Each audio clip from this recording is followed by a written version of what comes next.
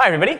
I'm Zac. I'm the CTO of the Aztec protocol. We are a privacy solution for the Ethereum blockchain. And yeah, I'd like to talk a little bit about what we're up to, the technology that we're using, and what it enables, and how to get stuck in yourselves. So yeah, this is a brief agenda of what I plan to talk about, tangents notwithstanding. So basically, what at least do we think are the kind of building blocks that you need to get confidential digital assets working on the Ethereum blockchain specifically, and some of the kind of software engineering constraints that this specific blockchain platform poses. Our attempts to solve them, particularly through our kind of cryptography engine standard, which I'll go to in a little bit, but it's kind of a way of mediating multiple zero-knowledge proofs and how they interact with one another. How to create efficient range proofs, because that's kind of one of the fundamental building blocks of the Aztec protocol itself. An example of actually getting the Aztec protocol working in the real world so Joe, our head of product, has been building a kind of an example, kind of a confidential private loan dApp for Ethereum, which you'd like to showcase. And then finally, just how to get stuck in and create assets yourself, because that's really what we see our mandate as giving developers and builders the tools that they need to build confidential private assets and instruments and smart contracts on Ethereum without having themselves to be literate in zero-knowledge cryptography or having to understand all of the fearsome mechanics that happens under the hood. Private transactions on a public blockchain, they are possible. It is possible to have your cake and eat it, so to speak, and get a public blockchain to validate enjoy the consensus benefits of a public blockchain, whilst actually restricting the information that blockchain has access to, specifically in this context, values of stuff that you're transferring. Zero-knowledge cryptography can be used for a lot of incredibly innovative and advanced applications, as Mary Maller's just described. When we were building the Aztec protocol, we found that there is an enormous gap between the kind of what we can theoretically do and what we actually want to do, and how actually and the costs and trade-offs involved. Specifically, some of them are obviously if you start to use freaky zero-knowledge technology, you start to get a proliferation of secret keys and special cryptographic bits of information and witnesses that you need to keep track of and hide. And it's very hard to create application-specific proofs. The number of high-level languages that compile down to zero-knowledge proofs is rather limited, and they themselves are not very expressive. And you need to be quite literate yourself in zero-knowledge cryptography to use them. There is no real standardization, not even on a format on transferring around rank 1 constraint systems, just because everybody's kind of just making their own standards as they go along, because there's not a lot of coordination. A lot of trusted setups involved. We can get it down to one trusted setup with things like innovations like Sonic. But if you want to use more efficient, faster snarks with shorter briefing times, then you have this massive proliferation of trusted setups. Pre-construction times are extremely long, and proof verification is extremely expensive. To give an example, just some hard numbers that we were tackling with when putting together our protocol is, if you want to perform 25 elliptic curve scalar multiplications through a smart contract on Ethereum, that costs you $1 in transaction fees, or 5 or 6 bilinear pairings. So the constraints are really quite tight there, where quite a lot of crypto systems that are eminently workable in most applications, where proof verification times are on the order of seconds, completely impractical in a blockchain world.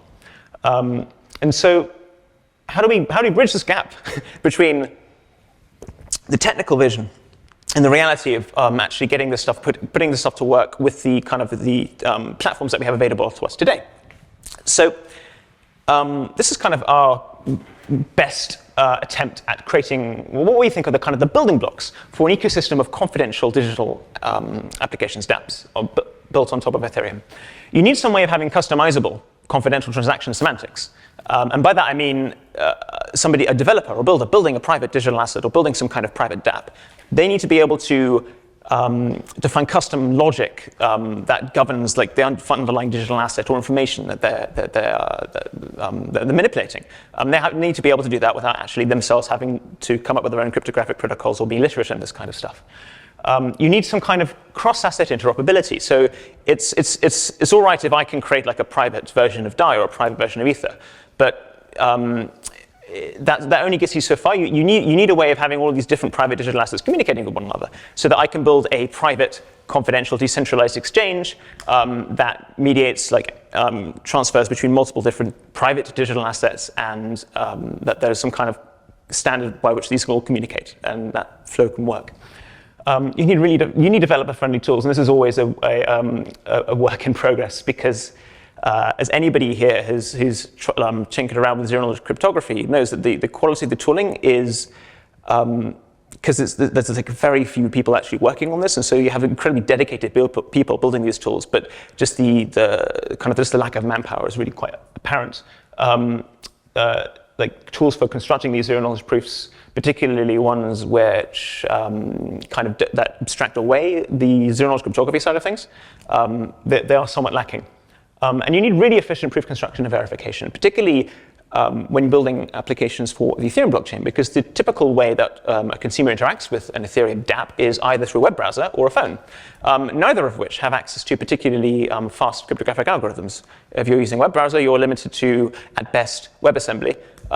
So you can have at least a factor of 10x slowdown compared to like state-of-the-art algorithms compiled to C and Rust. And on a phone, obviously, your resources are much more constrained. And then there's the need for efficient verification because of the constraints of gas costs on Ethereum.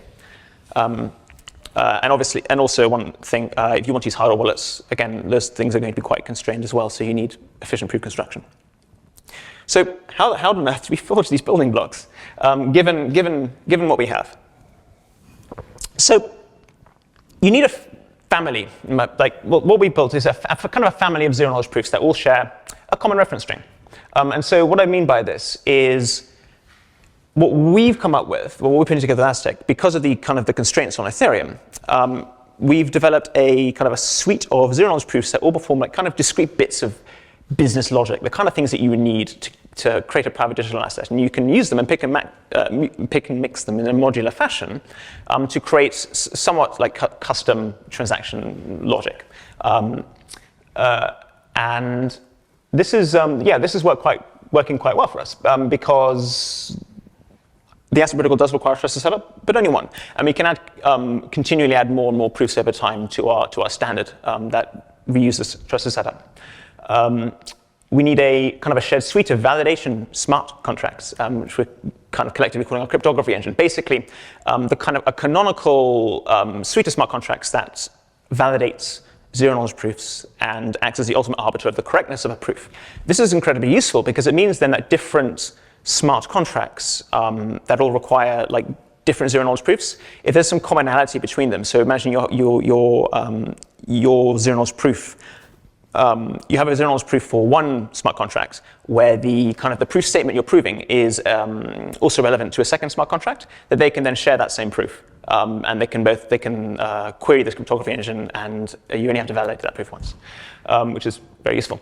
And then an actual standard for a confidential token, a digital asset, because that's so that you can have some degree of interoperability, so that these digital assets can all communicate with one another, and you can trade them through a standard interface, like confidential transfer and confidential transfer from. I'll get to that in a minute. And obviously, really good dev tools that abstract away all of the cryptography, so that using this stuff is as simple as like signing an ECDAC signature using a typical library. You don't actually have to understand how on earth that happens to trust that it works and that it's easy. So this cryptography engine, this is culminated in a kind of an ERC proposal, 1723. All the good numbers were taken.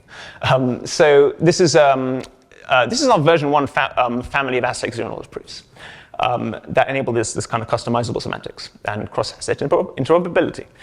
So we have a kind of a joint split proof for unilateral transfers of value. So if I have an encrypted balance, I can send somebody some of my encrypted balance.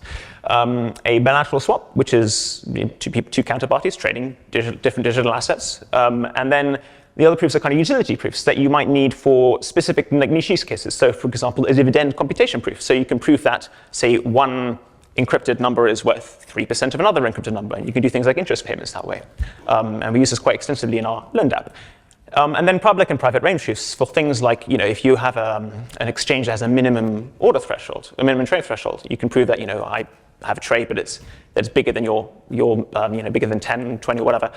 We also have range proofs over private variables if you need that for some purpose. And so these are the gas costs at the moment. And so you can see these are, we worked really hard to get these under 1 million gas. And so every single one of these proofs right now will be under $1 using like typical gas prices. With the Istanbul hard fork that's planned, there is an EIP that's going to reduce these by a factor of between 6 and 8, which is very exciting for us because then this stuff becomes like quite competitive with things like an ERC20 token transfer. Which will hopefully massively expand like the kind of potential use cases for this. So, as I mentioned before, this token standard, the interface is ERC20-like. That was quite deliberate. To kind of try and make this as familiar as possible, you can see instead of transfer and transfer from, it has confidential transfer and confidential transfer from, where you can then customize the actual zero-knowledge proofs that are validated in these transfer statements to have your kind of custom logic. And I'll show in a bit some of the kind of how this can all blend together into an actual coherent product. So the core of the Aztec protocol is the idea of this balancing relationship. So how do you actually get a public blockchain to validate the legitimacy of a transfer without actually having any knowledge or information about what's inside it? The answer is you use it like this is joint split transaction, and specifically, we represent value a little bit differently to how it's typically represented in Ethereum. Instead of having account balances, we have this UTXO model, a bit like Bitcoin, where each UTXO object is an Aztec note. And a note contains an owner, and it contains a value, but the value is encrypted. And the way that you can have a smart contract validate a transfer is by having some input notes and some output notes, and serving a zero-knowledge proof that the sum of the values of the input notes is equal to the sum of the values of the output notes. If this is validated, then the smart contract in question will destroy the input notes, remove it from the relevant state variables, and then add the output notes. And this prevents double spending because you can't, because you ensure that what goes in must go out. The only wiggle room you have is there is a kind of a public input and a public output, and these represent ERC20 tokens. So you can say, for example, you can have service knowledge proof where you have some zero knowledge input notes and zero knowledge output notes, and you can say, hey, look, the output notes are worth 50 more than the input notes, and then you can make up that deficit by adding in public tokens, and that's how you kind of get public value into the crypto system. Something else that was really important to mention, really important, is in like an NPC kind of. So it's not an NPC because this is entirely non-interactive. The idea is if you own some Aztec notes and you want to send somebody some value, you can construct the Aztec notes that you want to give that person, and then you can construct the required zero-knowledge proof that performs this joint split transaction, send it to a verification smart contract and on the Ethereum blockchain, and it can validate that proof. There's no kind of layers of communication required. It's all just one way. The really important thing here, range proofs. So anybody who's dabbled with homomorphic arithmetic will have run into the fact that you can, on an elliptic curve, it's relatively easy to perform simple mathematics on encrypted variables, like additions and subtractions and some multiplications. However, all the arithmetic you do is modulo a really large prime number. So in an encrypted world, if you have a verification smart contract that is validating these homomorphic relationships, it can't tell the difference between positive and negative numbers. And when you're dealing with money, that's kind of a problem because, for example, if you have an input note worth 0 and two output notes worth 1 and -1, that's mathematically legitimate, but that output note that's worth -1 actually is worth p-1, which is like 2 to the 254. So yes, you could create more money than exists in the observable universe, which is a problem. So you need a range proof to get around that. And that range proof is kind of the kind of the bane of a lot of crypto systems because it is traditionally very expensive to do. And I don't want to get ahead of myself there because that's in a few slides. How do we all put this together?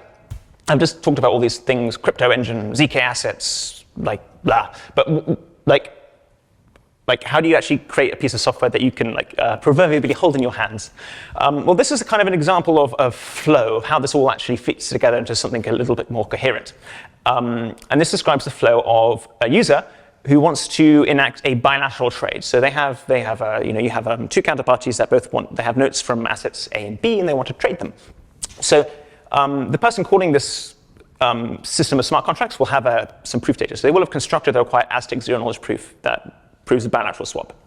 And they will talk to, so this ZK dApp smart contract is a stand-in for a confidential decentralized exchange that validates bilateral swap proofs.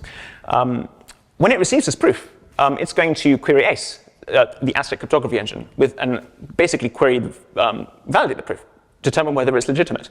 ACE then will, in turn, it will have a repertoire of validator smart contracts, verification algorithms for all of the proofs in our proof family.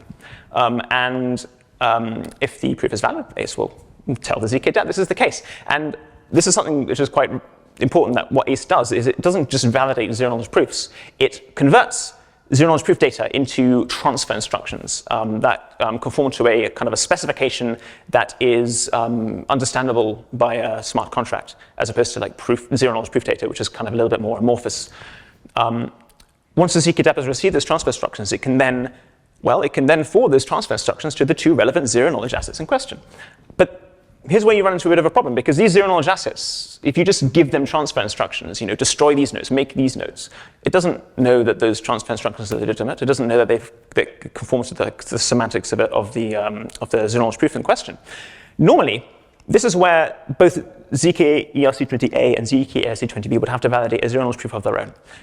And this would be a problem on Ethereum because that bilateral swap proof costs 800,000 gas, and that's already pretty damn efficient. But if you have to do that 3 times just to do a basic transfer like this, then that starts to very, very quickly become completely impractical. But we can cheat, kind of, because the cryptography engine knows that the bilateral swap proof is a superset of the zero-knowledge proof that these two assets require.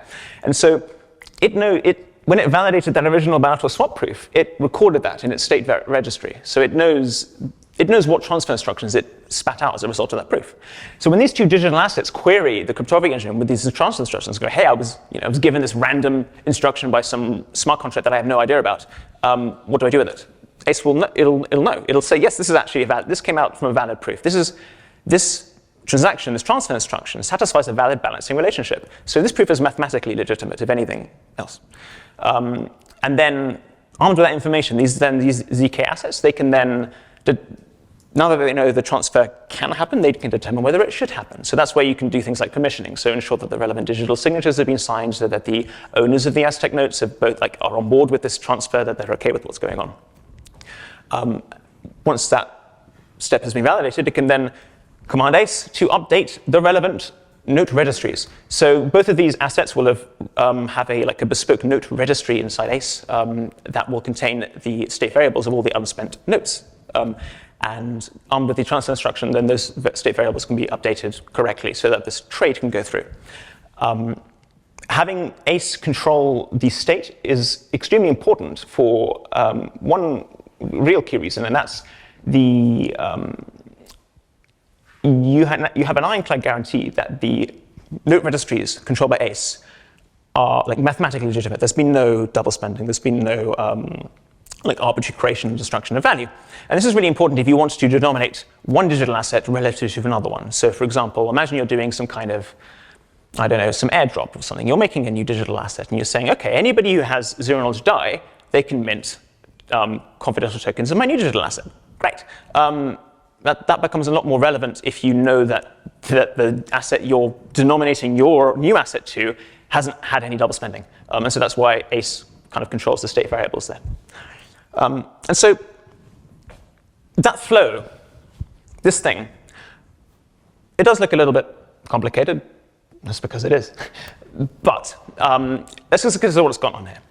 There is a zero-knowledge dApp that performs bilateral trades of private digital assets. ZK ERC20A and ZK ERC20B are smart contracts that have no idea of each other's existence. They don't know about the ZK dApp. Neither ZK dApp nor ZK ERC20A or B know anything about the actual state variables that they control. They don't know how much each node has. And despite all of this, they can all coordinate together to perform this transfer, this trade. And this entire process costs us about 800,000 gas. And when the EIP 1108 goes through, that'll cost about like 200,000 gas for a completely like confidential encrypted transfer value on Ethereum. And So yeah, end-to-end, how long is this taking? a few milliseconds. So the proof construction is incredibly, what's the word? Fast, a few milliseconds. The verification runtimes, I mean, for a good algorithm, you could get it down into, it's like 16 scalar multiplications and 1 bilinear pairing. Once you do this on the main net today, Yeah. How long will it take from 1 to 16? Like milliseconds, literally. This is, so validating the zero-knowledge proof requires about 4 notes, 3 scalar multiplications, 12 scalar multiplications. So you can like you blink and you miss it. It's kind of a trivial amount of compute time, and all the rest of it is just updating state variables, calling smart contracts. Yeah, we're talking milliseconds, both for proof construction and verification. So how much gas? So the actual bilateral swap proof costs 500,000 gas. You can add about another 100,000 for fiddling around with all the state variables, and then maybe like, I don't know, like another 100,000 for all the other overheads. So about 700K. So all in. Which is, yeah, we spent a long time kind of optimizing this like as much as we could to the very bone. We even wrote our own elliptic curve scalar multiplication algorithm. It's a smart contract because the precompiles were not like big to get a cost that was lower than the precompiles. This is really is like for as good as we can get it. So here we go. This is our loan dApp. So what this is doing is this is interfacing into a smart contract that creates private loans. So if you were to look inside the actual like transaction logs for the transaction that creates these smart contracts, you wouldn't be able to see the size of the loan, who owns it. Well, you might use self-addresses. You may be able to see who owns it, but you won't be able to see how much they own. And so, for example, what's happening here is that the borrower and the lenders are sending view requests. Basically, the borrower is permissioning in people to actually view the contents of the loan and view the encrypted information. And here, Joe's trying to settle the loan, and he can't because he doesn't have any money. So we have this is just a little kind of a, what's this? This is a zero-knowledge proof to send 10,000 DAI to Joe. But this isn't just any ordinary 10,000 DAI. This is 10,000 zero-knowledge DAI. No one can see what's inside. And so no one now knows that Joe has 10,000 DAI. And when Joe decides to draw down from the loan, so this is now the borrower, actually, not Joe, withdrawing value out of the loan, no one can see how much they've withdrawn at all.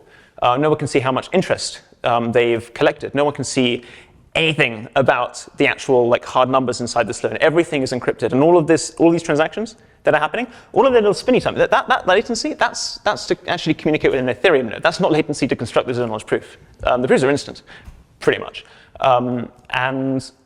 So we've used a combination of our like joint split proofs, bilateral swap proofs, I believe, and the dividend proof to create a private loan with streamable interest. So in real time, pretty much, well, block by block, you can compute how much interest you're due if you are a lender, and then you can withdraw that quantum of interest from the loan without revealing anything about how much you've withdrawn. And the smart contract will also validate the kind of mathematical legitimacy of all of this. And so yeah, that's kind of this is kind of where we want to this is the kind of we want to put tools into the hands of every developer and build on Ethereum to do this kind of stuff, because we think that this can open up an enormous number of potential applications for Ethereum, applications which traditionally have been restricted from public blockchains because of sensitivity around surrounding data, where this is now no longer the case. So about that efficient range proof. So this is a zero-knowledge meetup. and we use zero-knowledge cryptography. And I'm going to talk about zero-knowledge cryptography. So I believe soon the doors will lock, and I will have my captive audience to talk about this. But basically, how do we do what I just showed? How does it all happen? We need range proofs, and we need fast range proofs. And so what we've done with the Aztec protocol is we've combined a commitment function, so like a commitment to an encrypted number. We've combined that with a kind of an implicit range proof, so that by serving a range proof over a commitment is exactly the same thing as proving you know an opening to the commitment. Which neatly kills two birds with a stone, which we really needed to do to make this efficient enough to use on Ethereum. So we use a trusted setup, but all proofs use the same common reference string. And the common reference string created by the trusted setup, is basically a subset of both powers of tau and the sonic trusted setup ceremony. And so we're currently putting some kind of touches to our trusted setup ceremony software to run the ceremony, and we've kind of added the sonic proving the structure referencing for sonic as well, because we think it'll be quite valuable long term, because sonic is a fantastic piece of technology that we want to integrate into Aztec. So you can use this commitment function to enable efficient and modular and useful Sigma protocols. Sigma protocols like basic, three-step zero-knowledge proofs to prove relatively simple algebraic relationships between commitments. Once you have a range proof, then the remaining logic you need to enable these Sigma protocols for quite advanced mathematical statements is quite minimal. So at its core, the Aztec protocol is a polynomial commitment scheme, like pretty much everything these days. So if you have a polynomial expressed over a finite field, and you evaluate that polynomial over an elliptic curve, then if you have two scalars in the finite field of the exponent of the elliptic curve, then for those two scalars, the difference between the two will perfectly divide the evaluation of the polynomial at those two scalars. And you can efficiently compute the coefficients of said polynomial. And this is really useful because you can use it to construct proofs of knowledge. Specifically, our range proof polynomial is quite simple as it gets, really. It's just a product of x minus I, where I ranges from 0 to n. And the idea is that you commit to this polynomial, evaluated over a secret scalar y, which is created during the trusted setup, so it's part of the toxic waste that the ceremony needs to destroy. And this point we call h because we use it like a generator, and we can use it like a generator because the mapping between h and a traditional generator g, it contains lots of terms in y. And so if y is being destroyed, then there is no efficiently computable mapping between g and h, and so you can treat them like generators. And then you have this, if you commit to, the generator, and then this group element mu, which is the evaluation of this polynomial at y, divided by y minus k. For some k, where the evaluation of the polynomial at k is 0, so basically if k is between 0 and n, and you commit to h and mu, then if and only if this polynomial evaluates to 0, then this relationship will be true. Then mu multiplied by y minus k. Sorry, that should be y minus k. Typo. Sorry. Y minus k is going to equal to the generator. To put another way, you can rearrange this into a really simple bilinear pairing check, where you have your mu and then h dot mu to the k. And if you can satisfy this relationship, then you've proven that mu hides, contains k, as in its kind of in the divisor term. And this is really useful because you can then use this you can add zero knowledge into this to create a commitment to an integer that is between 0 and n, i.e. a range proof. To kind of expand on this, so in the trusted setup ceremony, you generate g to the y squared, etc., up to y to the n, where n is the maximum integer in your range. Y is toxic waste that you need to destroy. And so you can use, Mary gave a fantastic explanation of how this trusted ceremony will be performed, and the idea that it's updatable. It's basically it is literally just a subset of the points that Sonic requires. And you compute this generator. So this step here is kind of what we call the post-processing step for our trusted setup. So these computations need to be performed once by one person who is not trusted, because you can verify that this has been done correctly. So you compute this kind of the generator polynomial that your range proofs are going to be computed relative to. And then you compute these elliptic curve points, which are kind of the signature points you need to serve range proofs. So there are n of them, and all they are is it's just this polynomial equation, but with one term missing, like the term that you actually want to serve range proof server. And so, and the amount of computation you need to perform to actually get this database of points is relatively intense. It's order n squared, but you only have to do it once. So that's not such a big deal. Once you have that database of points, then if you want to commit to a range, integer within a range, you select the relevant mu from the database. And the idea is this database needs to be made available. And you generate some random scalar, which kind of acts as your blind to hide the data in your commitment. And it also acts as a viewing key. So if you know A, you can decrypt your commitment. And then you compute this commitment, this tuple of elliptic curve points, where gamma is just mu multiplied by A, and sigma is your point gamma multiplied by K, added together with H to the A. And if we skip back to the other slide, so you can see here, basically what we've done here is gamma is mu to the A. We're basically just taking that binary pairing check, and we just multiplied everything up by A on the left-hand side. And that adds a level of, that adds the hiding property to the commitment scheme, which is fantastic, because that's, a commitment scheme isn't a commitment scheme if it's not hiding. And that sigma, that's really the kind of the encryption of K that is useful, because if you kind of squint and tilt your head a bit, it looks like a Pedersen commitment. And that's how we treat them. The idea being, if you can prove that you know an opening to the tuple gamma and sigma such that sigma is gamma multiplied by K added together with H multiplied by A, if you can prove that, and you can satisfy this bilinear pairing check, then you know implicitly that this tuple of elliptic curve points is a commitment to an integer that is within the range 0 to n. And you can do that with 3 elliptic curve scalar multiplications and 1 bilinear pairing. However, regardless of the number of, you can have an arbitrary number of commitments that you're opening, and you only ever need 1 bilinear pairing. So that kind of term, that part is fixed. So yeah, it's pretty efficient as far as commitment schemes go, particularly ones that use range proofs. And we use this kind of as the core of the Aztec protocol, Sigma protocols, because once you have this efficient range proof, then the Sigma protocols to prove like various algebraic relationships, like this balancing relationship, the sum of the inputs, this is some of the outputs, or dividend computations, or range proofs, or anything. They're all just relatively straightforward Sigma protocols that don't need any additional like trusted setup elements in their common reference strings. And so as we develop and advance the protocol, we can add more innovative and niche Sigma protocols to perform niche bits of business logic that are desired and needed in order to deploy like the applications that people want to use Aztec for. So yeah, that's kind of the kernel of it. And then yeah, so I've already kind of gone over this.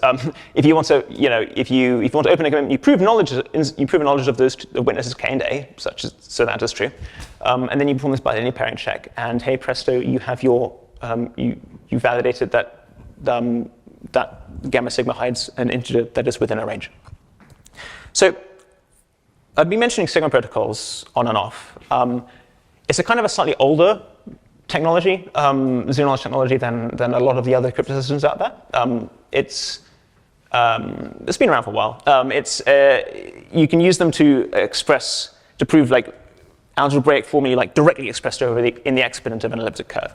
So a SNARK circuit, for example, something like a quadratic arithmetic program, will the actual kind of the exponent of your elliptic curve represents a polynomial equation which encodes like the constraints in your circuit. And so the mapping between the logic that you're trying to validate and the actual data that you're expressing in your elliptic curve points doesn't really map one-to-one, whereas the Sigma protocol is much more direct. Everything has its trade-offs and its benefits. They're really simple to construct and prove. However, the computation runtime does scale linearly with the number of statements that you want. So, for example, with the Aztec protocol, the more notes you add into your join split transaction, the larger the runtimes become. However, the kind of the constant the multiplication factor is extremely small because the actual amount of work you need to perform per note is really tiny. And yeah, different proofs can share the same common reference string, and you can just add extra Sigma protocols over time. So how do you get stuck in? Say you want to build a private digital asset today on mainnet right now. Well, we have all of our kind of tech in its very latest form in our Aztec monorepo. So that has our the JavaScript libraries we use to construct and verify our zero-knowledge proofs. It has our smart contracts and templates for things like the templates for private digital assets, how they interact with the cryptography engine, as well as all of our smart contracts deployed to all the main testnets if you want to play around. So yeah, if you want to get involved, if you want to get stuck in, that's the place to go. So yeah, this is kind of just a retelling of the previous slide. We have a getting started tutorial in our Medium publication, written by Paul. Pardon? Oh, it was public now. Sorry, I should have mentioned that. I thought it was still private. Yeah. Well, on our GitHub repo, we have the loan dApp. So clone it, check it out, play around with it, please. If this stuff speaks to your heart, if you have a yearning for privacy in a world where it's all too